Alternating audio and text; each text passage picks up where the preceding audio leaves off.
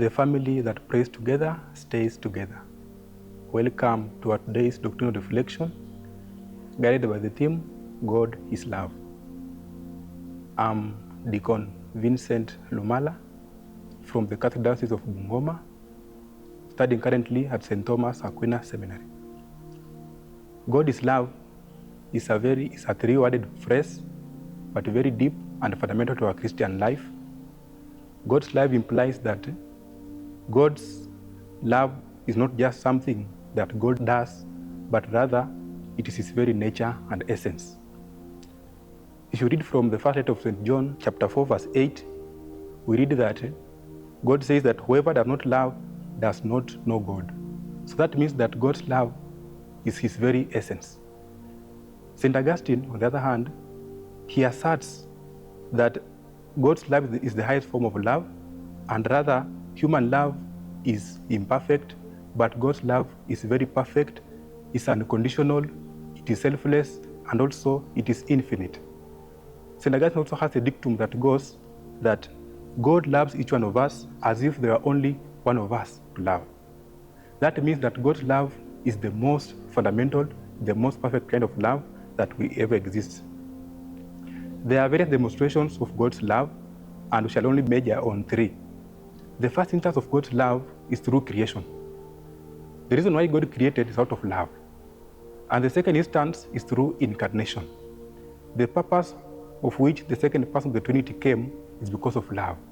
He came to redeem us because after creation we fell, and to show his love for us, he sent the Redeemer to come and save us, salvage us from our sinful inclination that we may be perfect, just like himself is perfect. And the third instance of God's love in the church you can see is through the sacraments. Here in the sacraments we see that the love that God has, he shares with us whole himself. When Jesus said that, take my body, take my blood, this means that God's love comes through to us through the sacraments, and he gives himself totally to us so that we may be able to receive him every day. So God's love through the three aspects, we see that God's love both creates and redeems. Pope Benedict XVI, in his encyclical Caritas Est, he says that God's love is twofold. God's love is eros, and also God's love is agape.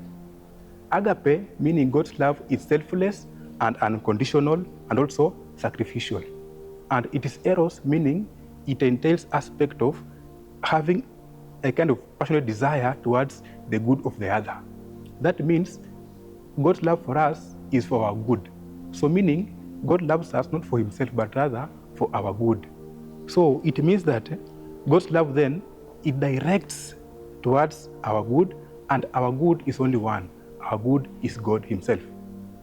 Also, Pope Francis, in his encyclical Evangelii Gaudium, he also says that reflecting on God's love, he says that he notes that the church is called to evangelize, embodying the love of God, and love of God is seen through the actions. We see that God's love not just through the action, but also especially the action of loving the neighbor, loving the other, loving those who are discriminated, loving those who are poor, and also the marginalized. So therefore, we are called upon to mirror God's love by reciprocating the very love to others. Therefore, indeed, God is love to us. May God continue giving us the graces to be able to love, so that we may be able to figure, to show his true image in our life through loving the neighbor, loving others, and loving him totally. The family that prays together stays together.